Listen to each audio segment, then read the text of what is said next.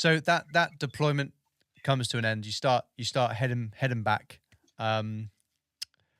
Is part of you kind of thankful that you're coming back after 1 year? Because British operative people, 6 months, maybe 8 months, depending on what we're doing. So 1 year, we always said this to you lot when we were out there working with you, like, freaking year, like, God. So yeah, I'm guessing you're glad to come back, right? You're glad to come back to the States. Oh yeah.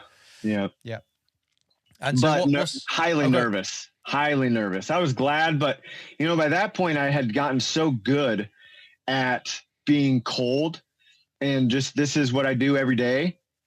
And what am I going to do when I get back there?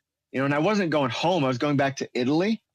And so, some of the guys had wives, but I was just going, to hang out with the same guys, but now have all these rules and expectations of the way I'm supposed to act and polish my boots and cut my hair. And how the hell am I going to deal with the stuff that I just went through?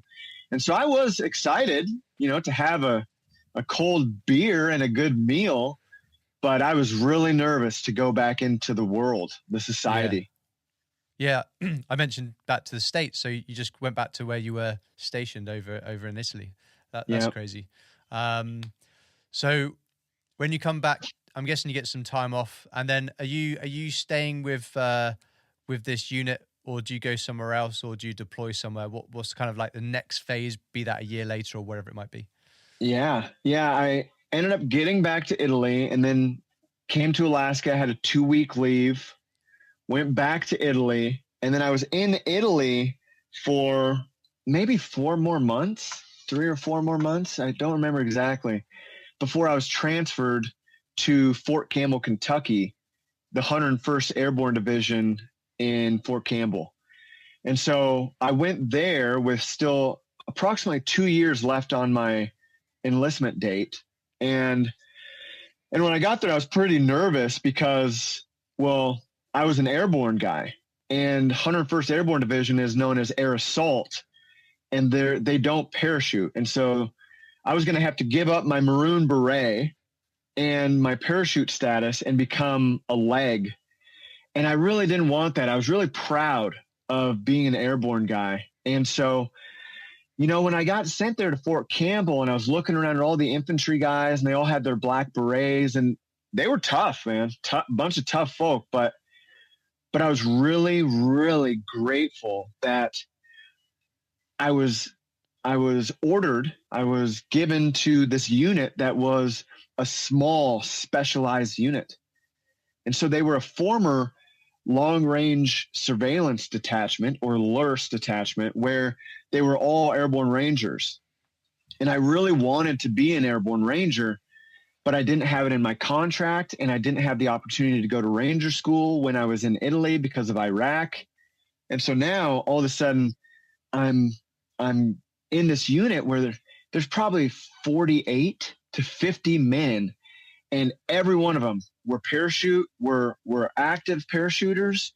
They were pathfinders, and they went to Pathfinder school. They were air assault qualified, and they were airborne rangers. And so I was expected. You could not be a sergeant unless you were an airborne ranger and you went to ranger school. And I'm not going to say I would have passed ranger school if I went. I didn't have the opportunity to go. And I also didn't make sergeant because of that. But I was just so grateful to go from what I thought was a pretty highly experienced unit of trained killers to even higher trained. I'm not going to say killers, because these guys' first deployment wasn't like mine. They were in a pretty safe region, and it was a lot more like, we're kind of hanging out with the locals and doing radio stuff from the distance. They weren't fighting. And so I went there with that experience of this dude. Yes, he has a mustard stain, which was very controversial. What's because that? I parachuted into what was considered a combat zone. It was a combat jump. Uh-huh. I was issued or given a little gold star that went on my parachute wings that shows that I jumped into combat.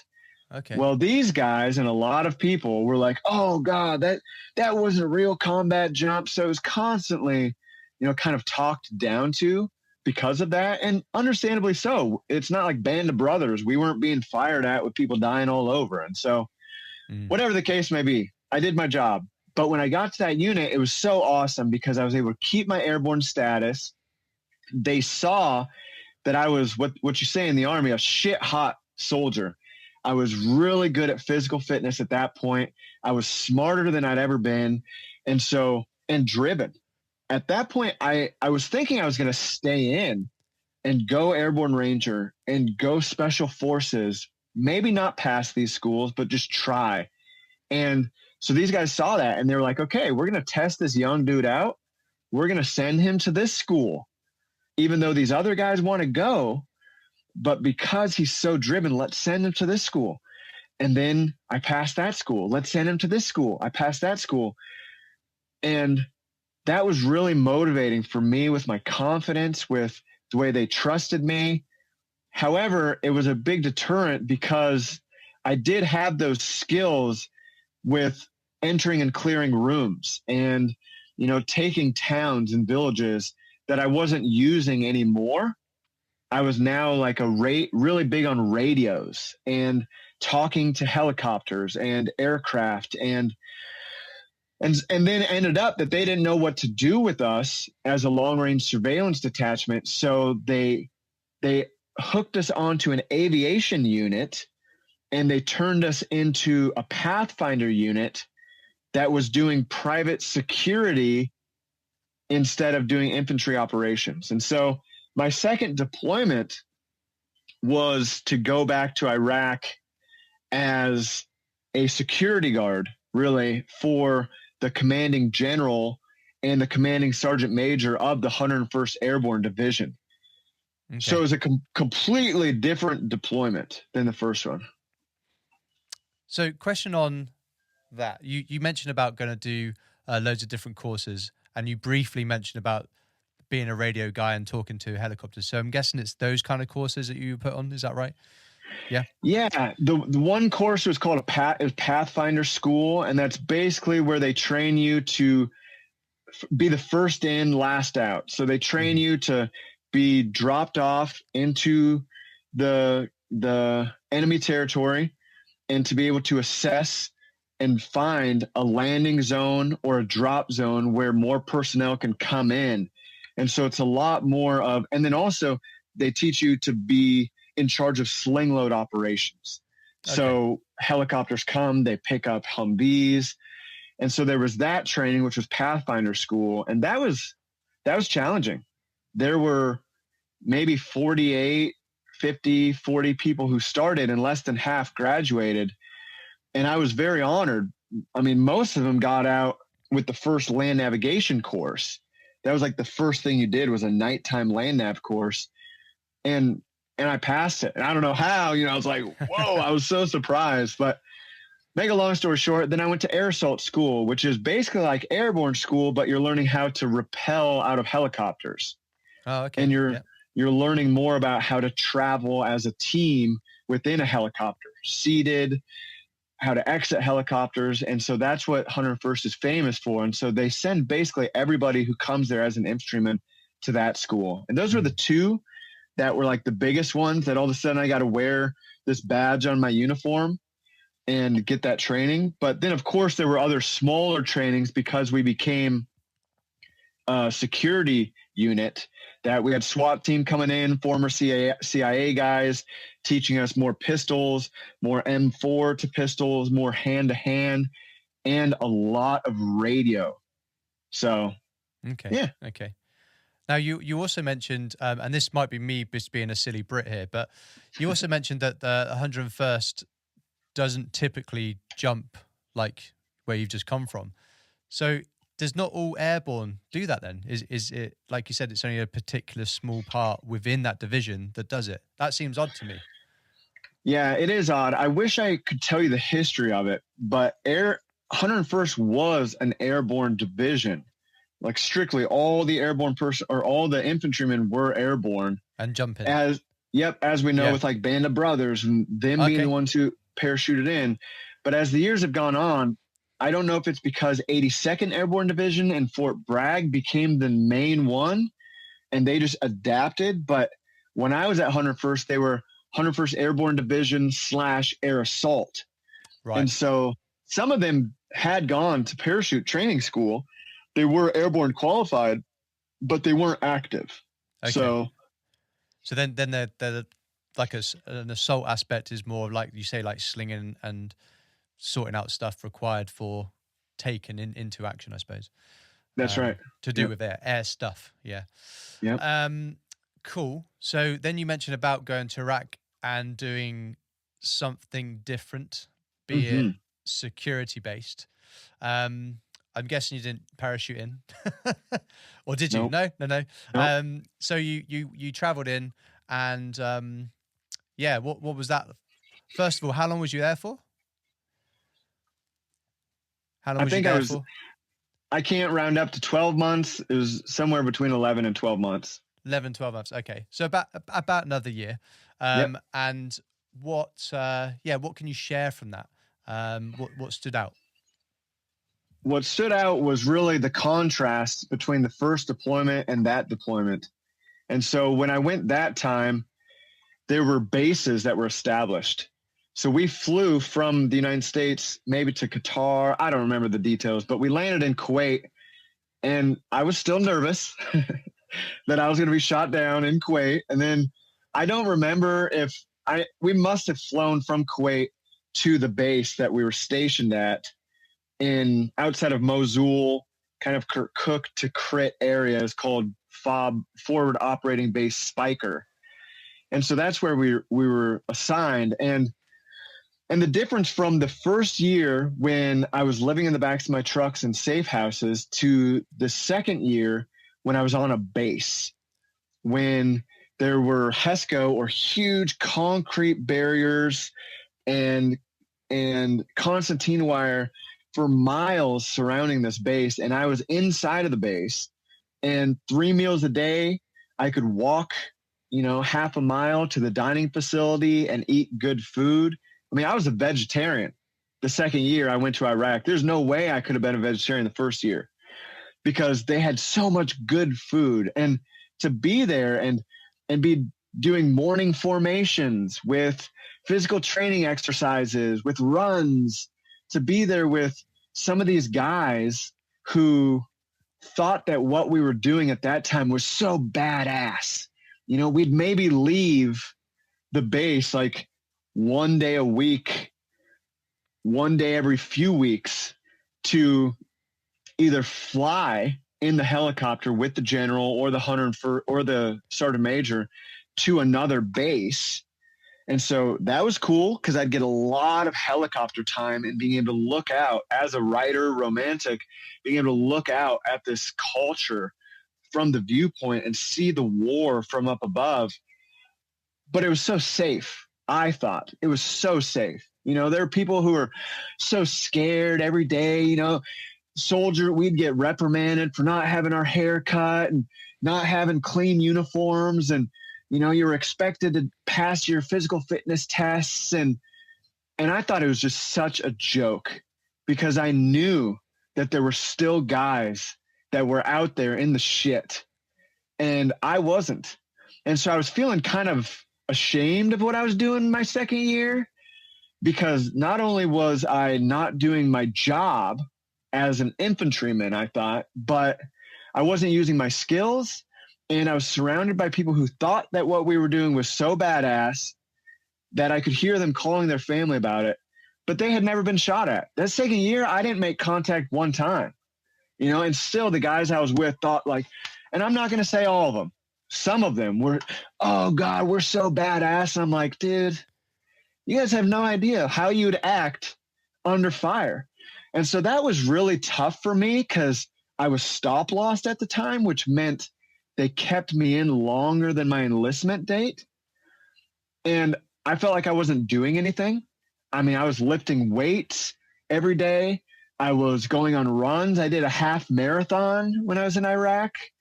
I was able to get on the internet and call home. I even had a hot or not website where I put a picture of myself on there. I think I got labeled a 3. Oh, bloody hell. Yeah. I remember those. Yeah. So Yeah. that was really, but with all that, my buddy Whitelow Oh, yeah. from Italy, he showed up at my unit before we left.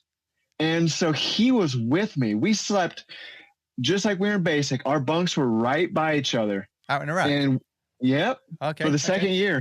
Wow. Yeah. So we got closer and closer. We got closer through the downtime. And, it was kind of like this guy, David Abrams, wrote a book called Fobbit.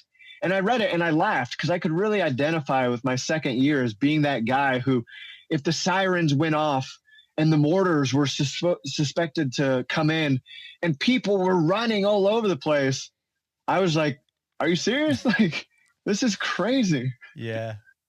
Because you just, you do, don't you? You get comfortable. You get complacent. Oh, That's kind of the truth, isn't it? You literally lay in bed. Has it hit? Okay. It sounds like it's hit. Okay. Yeah, we're good. Okay. You do, exactly. Don't you? You do. Yeah.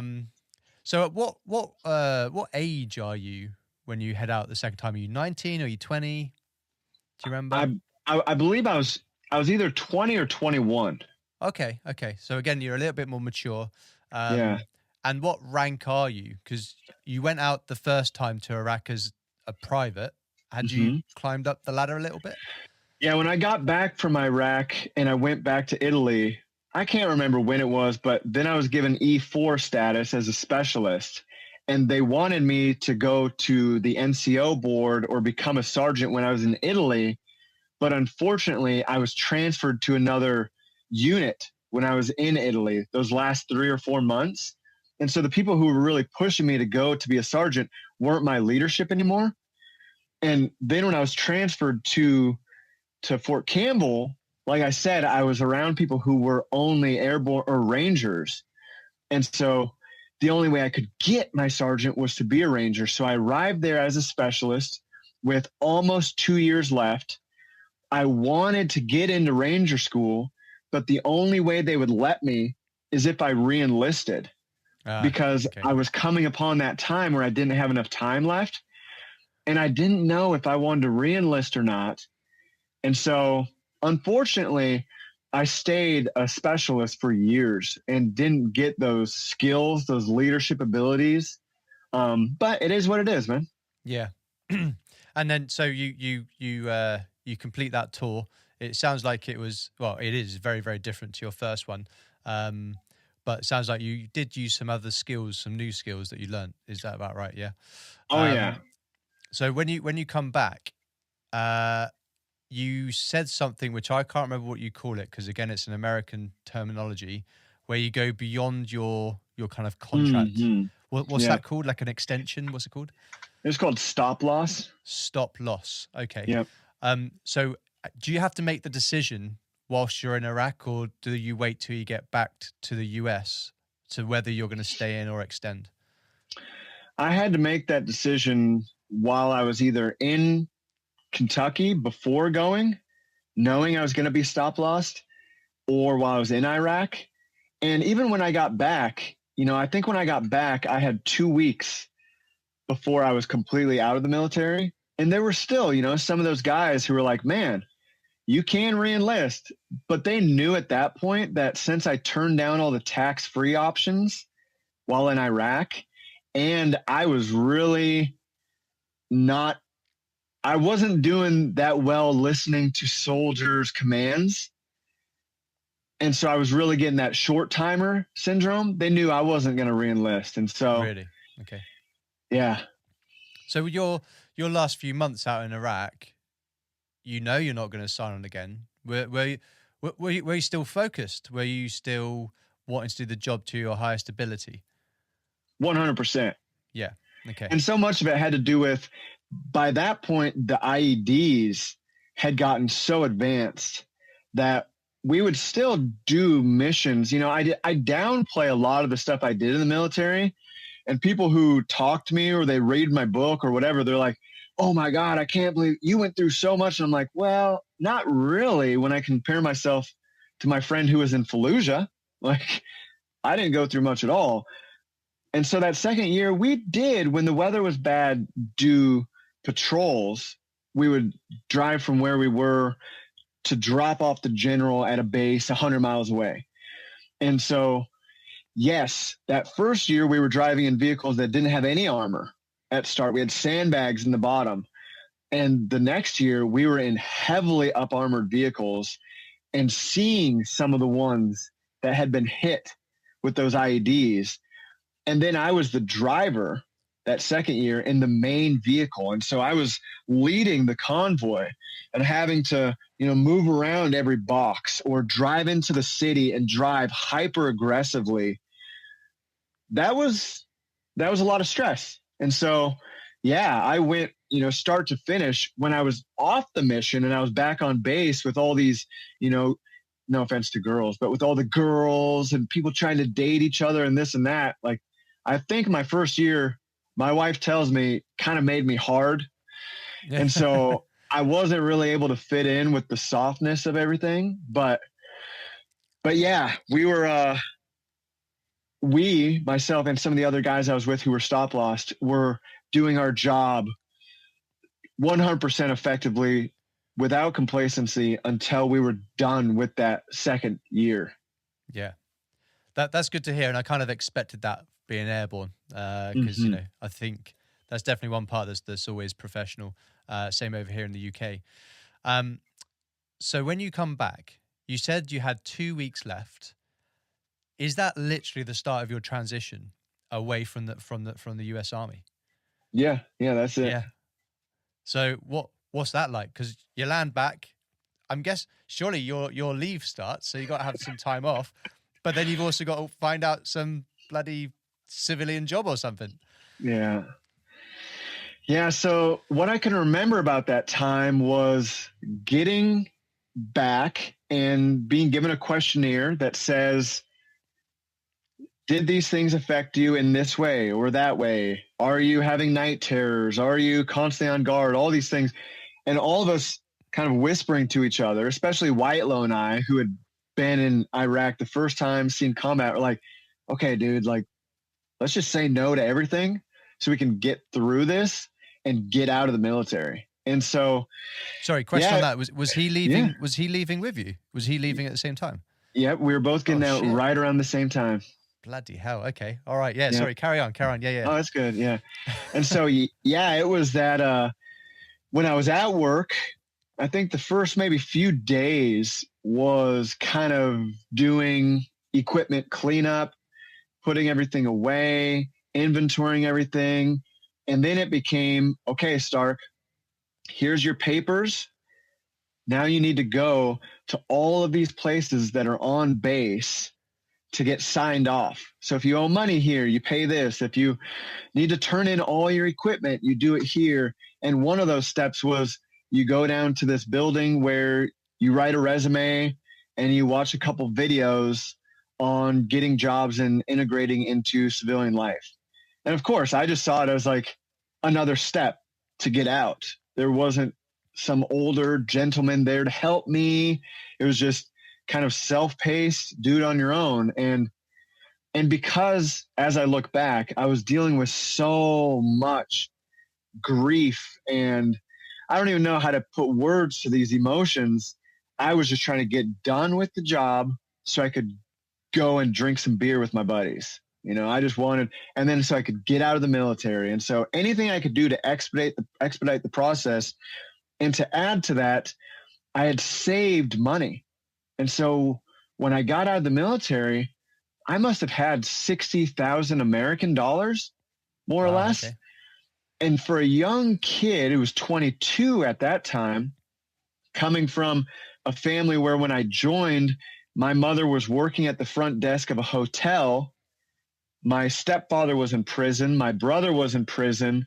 And we were living in an equal housing opportunity apartment that charges you based on your income. We didn't have much money. So for me to have 60,000, it was like, I'm never going to have to work again. That's how I felt. Yeah. So what do you do next? So for a lot of people, and your time in is 4 years, but that's 2 1-year deployments within that period. So you're pretty integrated into the military. Yeah. But most people, when they leave, it's really difficult to hand in, in the UK, to hand in the ID card and walk away from those gates. So what does that feel like for yourself? You've done those stepping stones. What does it feel like? Exciting.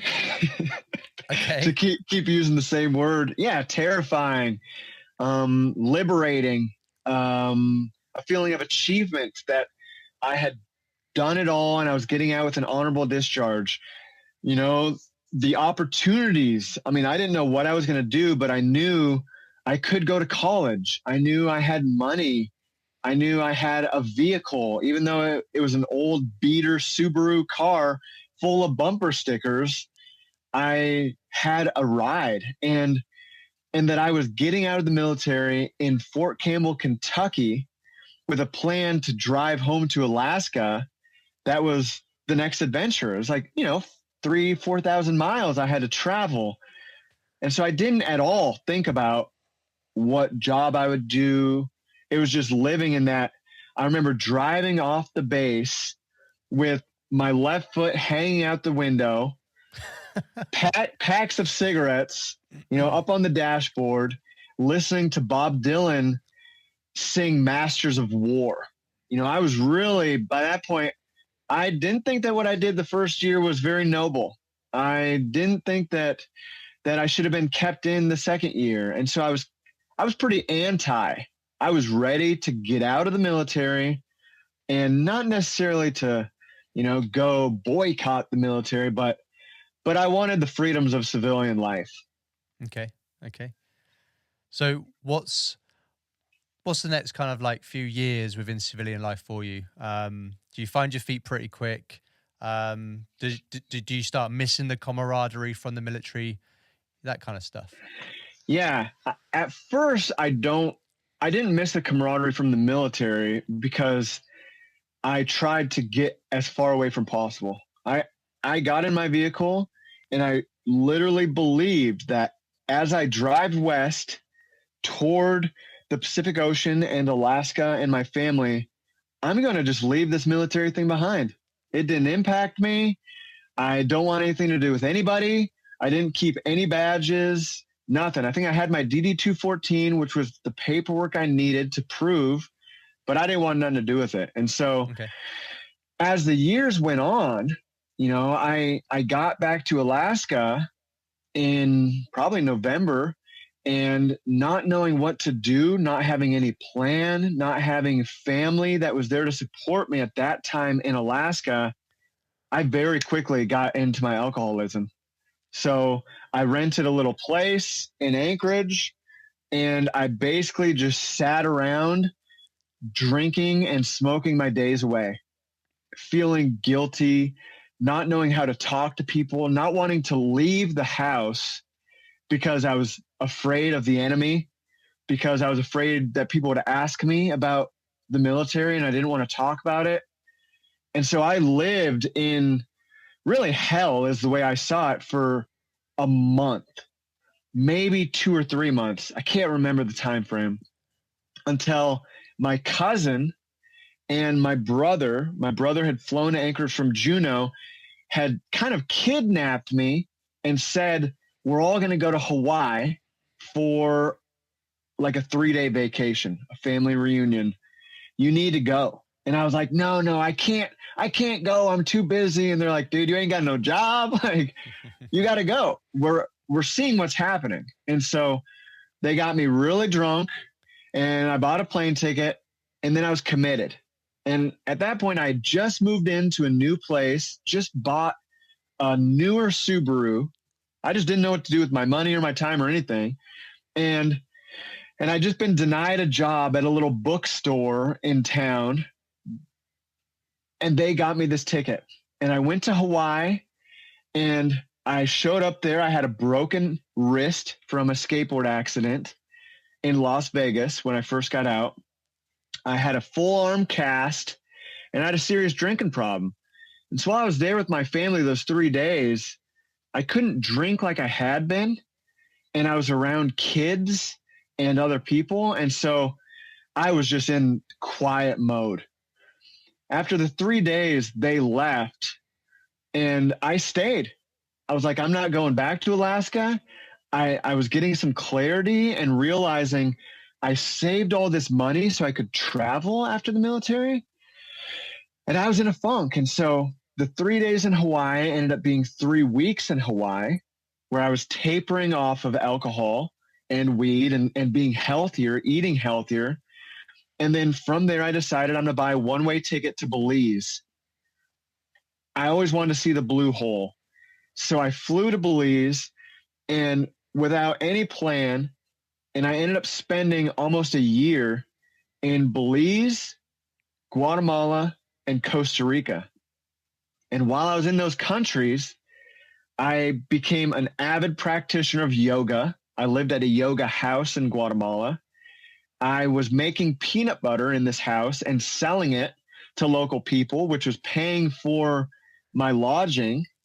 And I wasn't having to talk about the military at all, but I was still able to use my physical body to practice this hard form of yoga 6 days a week while practicing some spirituality. And so during that year while I was there, I was able to learn Spanish very well, write my first draft of my book, and just dump all of these emotions into my writing. And after that year, I flew back to Alaska. I ended up getting involved with a girl who became my girlfriend. I moved in with her in this town of Girdwood, Alaska, which is a small ski town. And I went to EMT school, or emergency medical technician school, not knowing quite what to do, but wanting to use my skills.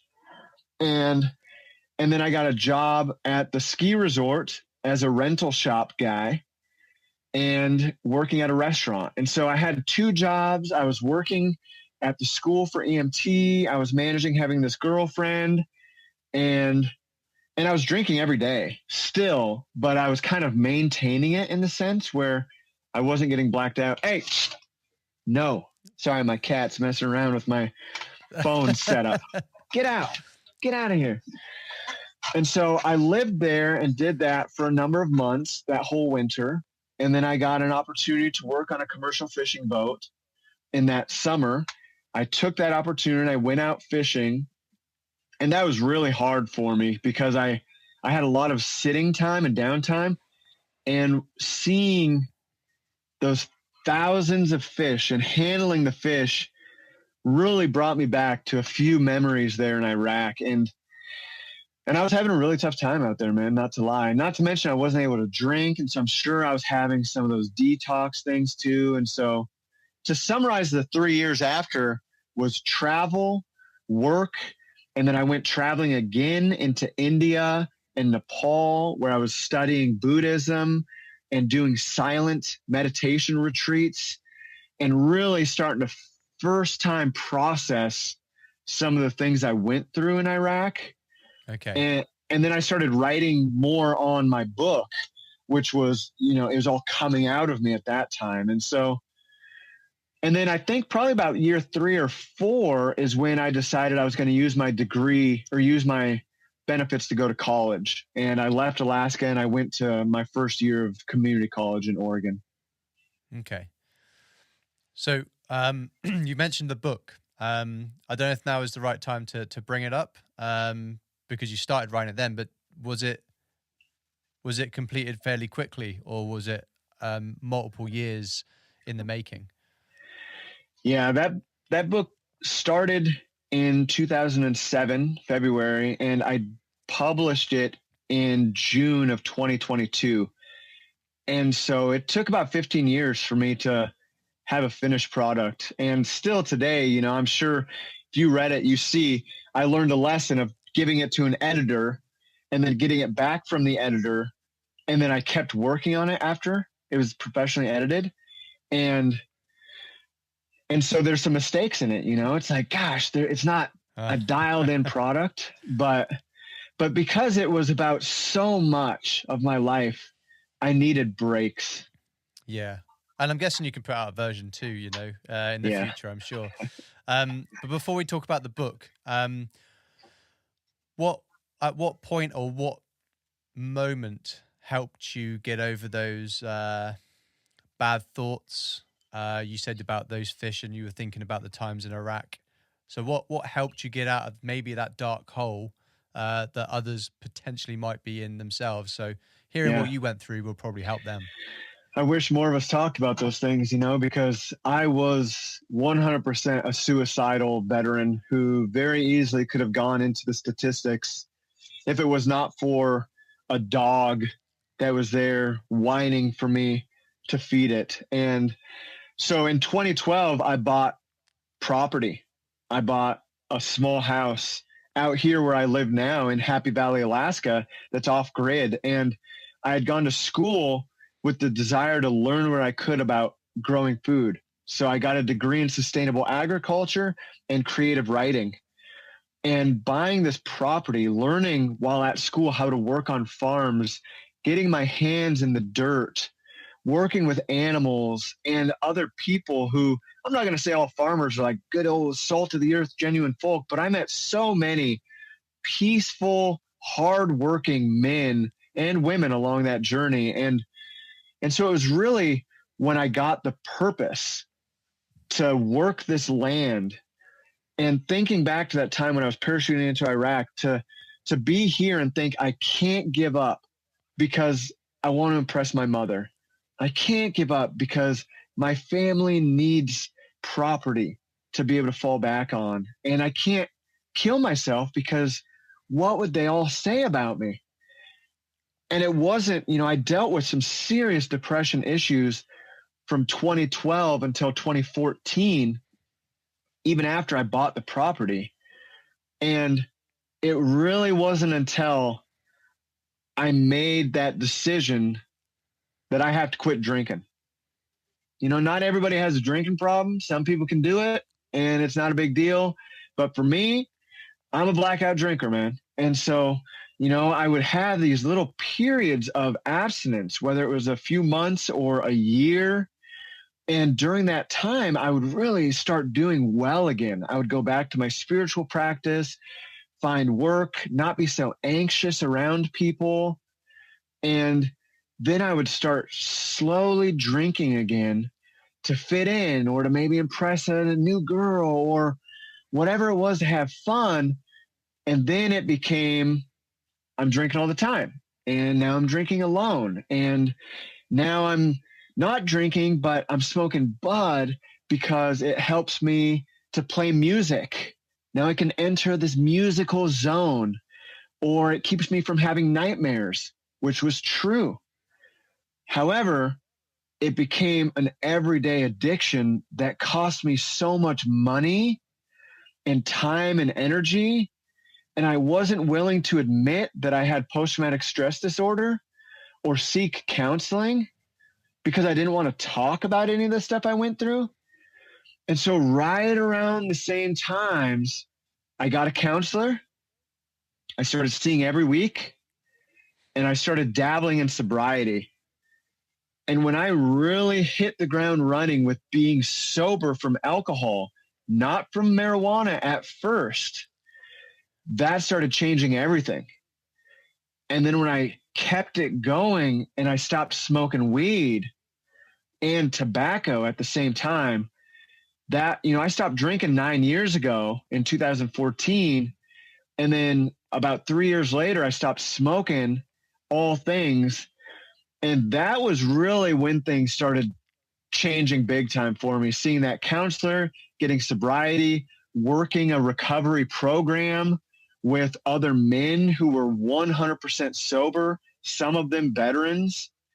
That started showing me, wow, just like I wanted to be like these guys in the military, I want to be like these guys who don't use any substances and deal with the difficulties of life every day. So anytime today I start spiraling back into that, I don't go into suicide mode now. I thank God for that. But I do still have that mentality of like, I should run away from my kids and my wife. They'd be better without me. Or, that's the main one that I go through. I think back to the tools I've learned over these years of deep breathing, of looking at the bigger picture of life and not focusing on this individual problem, of not allowing my emotions to take over me, of writing. Sometimes I just have to sit. My wife knows, like, writing for me isn't just, oh, I'm going to write the next adventure series. It is my therapy where I get to write every day and I get to work on my farm with my animals every day. I get to wake up and get on my knees today, every day before I start anything, and humble myself before whatever this cosmos was created by, and say, please guide me along this journey. And as I start getting worked up throughout my day, go back to those things I learned at those Buddhist temples of, this will pass, man. It's all impermanent. This feeling will pass. And I'm a spiritual being who is dealing with some very difficult realities, but I can get through this, man. So those are some of the ways. Yeah. Yeah, that's cool, man. And I think some people will hopefully take something from that, or at least get maybe inspiration to start going down some of those routes. So that's pretty cool. Well, let's talk about your book quickly, because like you say, it took you 15 years to maybe, let's say, put it out there. And thank you for sending me a copy. So I have it here. So it's called Warflower. And at the bottom, it's got a true story of family, service, and life in Alaska by Robert Stark. So at the beginning of the podcast, we did mention about his full name. So Robert Stark. So what can you share about this? Like a quick overview about this book, and then we can say where people can get it from. Yeah, great, man. So Warflower is broken into 2 parts.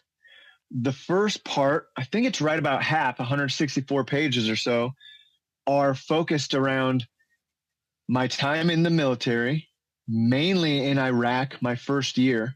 And so there'll be 1 to 3 chapters that are war stories, really. And then they'll be followed with some slower growing up stories in Alaska. And so I tried to find that balance between the darkness of war and the lightness of Alaska. Now, some people don't think there was any lightness in the childhood stories. I don't agree, but to each their own. And then that ends, and the second part starts day 1, me getting out of the Army and driving west on that road trip to go reunite with my mother in Arizona, for us to take a road trip around the states and reunite with family members and try to really regain some love for my country after doing the things that I'd done in the name of freedom. So it was really me processing so many things and showing what a soldier goes through who's a combat veteran like myself, and that challenging first month of getting out. And then it ends on a high, hopeful note of my family and my life today, the slowness of what we're doing out here off grid. And I hope that it leaves readers with some hope. And so my book can be found on my family's website, which is secretgardenalaska.org. And we just actually started this new newsletter, which we're really excited about. $1 a month. Whoop! Get our own little newsletter from out here off grid. And you can buy the books directly from us, or you can go on Amazon or really any other platform, and you can order the books through them. You can get ebook, hardcover, paperback. And I'm just about to have my next one come out. So the guy who made the cover to Warflower is currently making the cover to the next one, which is called Just Like a Soldier. And it's not part 1, part 2, but it really is where Warflower leaves off. And then it goes into other parts of my journey until now. And it's broken to parts just as well. But that book, I'm about to, not to try to pitch myself, but I'm learning how this whole thing works. I'm about to start a Kickstarter campaign. and hope to get some more readers and get some more support. And yeah, man, I'm stoked. That sounds cool. That sounds cool. Rough timeline of when maybe that second book will come out? Yeah, so I'm hoping that the Kickstarter campaign will start in about March, and that will run for like 60 days. And I'm hoping that the book will be ready for publishing around June 21st, July 1st, right around then. So we are recording this early in 2024, and your episode doesn't actually go live until September. So hopefully by the time this goes live, your second book and your campaign would have done well.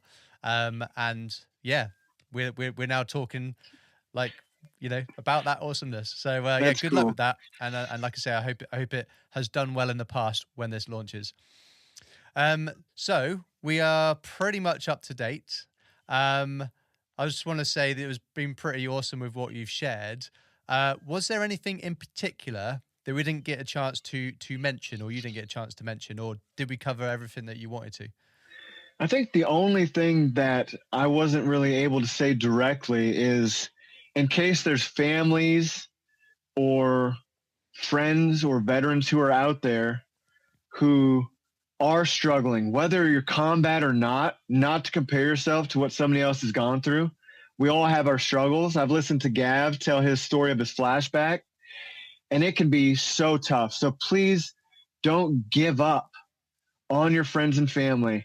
Support them in their journey. Don't give up on yourself, and take those necessary steps to move forward with life without closing the door on the past. And I think that's the biggest one, man. I just want people to know that there's help out there, man. Yeah, that's cool. That's some great advice. And actually that leads us to the part of the episode where we can get some advice for you. So normally I do this the other way around that we're going to do it. Okay. So you started giving advice there for veterans. That's pretty much what you're giving advice for, right? Yeah. Could you give advice for people that are about to maybe become a veteran? So maybe people are listening and they're doing their last few weeks or years within the military. Any advice you can give from what you went through when you left? Yeah, the number one advice I would give people is to listen to Gav's podcast and other podcasts and read books and really try to develop a plan. Even if the plan is as basic as, I'm going to go home and get a job at the hardware store. But if you find that purpose of when you're getting out, so you're getting out while looking up to something, it doesn't matter what the purpose is, it will help you tremendously with the transition from such a purposeful job as the military with so much structure. Because if you go out like I did, without structure, without any of that, it might take you years. I mean, I've been out of the military now 17 years, and I'm a substitute teacher, which is great. But I really do believe that if you get out with those tools, those plans, it can make you transition so much better. And to have a community of people that you can talk to about the things you went through, whether it's your spouse, your brother, anybody, not to bottle it up, but to be able to talk to others about it, provides so much comfort. Great. That's some really good advice. So thank you so much for that. The next bit of advice is going to be for people that are thinking of joining the military. Any advice for those people? Think it through. I'm not somebody who joined and says, oh, I would never let my kids join. I think 100% it's a great opportunity. It can be a wonderful job and a lifestyle. Just think about the job you're going to do. Think about the realities of what you're going to get into. Look at the news, the current events, and project yourself in 2 years, 4 years, wherever your enlistment is, and think about where you might be and the things that you might be doing. And listen to people like myself and Gav and others who have done things, and know that what you're going to do might change you forever. And is it going to change you in a positive way? Are you going to get out with skills that really help you in your day-to-day existence with jobs, or are you going to stay in for life? You know, you don't know until you get in, I believe, most of us, but just think it through, man. And while you're in, if you like it or not, if it's not up to your expectations, stick it out. I know people who got out before and they got other than honorable discharges or dishonorable discharges, and they're ashamed. You know, I didn't like it. I didn't like it towards the end, but I'm so glad I got out as an honorable veteran with the benefits and the pride. And if you don't do that, it can eat your lunch, man. So stick it out and don't give up. That's some solid advice there. That's awesome, Bob. Thank you so much. So that has brought us to the end of your episode. How was it for you? How was it for you coming on the show? Man, I was so excited. I keep using that word. I have a lack of vocabulary. But to be on this show, as I was telling you before, because I don't talk about the military. I'm one of those guys who's been diagnosed with PTSD, and I think my number one thing is avoidance. I don't ever talk about it. I write about it. And so to come on here and be reflecting over the past few months or couple months, what story am I going to tell? What was it like? What were those feelings? I was nervous, but I was also so honored, and I am so honored because some of these other podcasts I've been on weren't just for veterans. And so I feel like, I just feel like I'm making history again, because what you're doing is documenting history from each individual storyteller's perspective that can later be used in the future by, who knows, a historian to bridge this time in history. And so I feel honored to be here, and I'm so grateful that you had me on, Gav. No worries. It was great to have you on, and I have to say you're amazing at telling stories. Like when you were talking about when you were jumping out of the plane and all that stuff, like I felt I was there. I was listening with intent. And I know I do this often with other veterans and stuff, and they're great at telling their stories, but you've just got something different there. So thank you for that. Thank you for sharing everything you've gone through, and all that good stuff. So thank you for sharing that. And thank you for your time. We don't have infinite amount of it, and you gave some up for the show. So thank you for doing that. Thank you for all those same things. That's all right. That's all right. And I say this to all my guests. Thank you for your service. It was an honor. Good. Awesome. Thanks, Bob. It's been awesome. All right. Thank you. This has been Military Veterans Podcast. Out.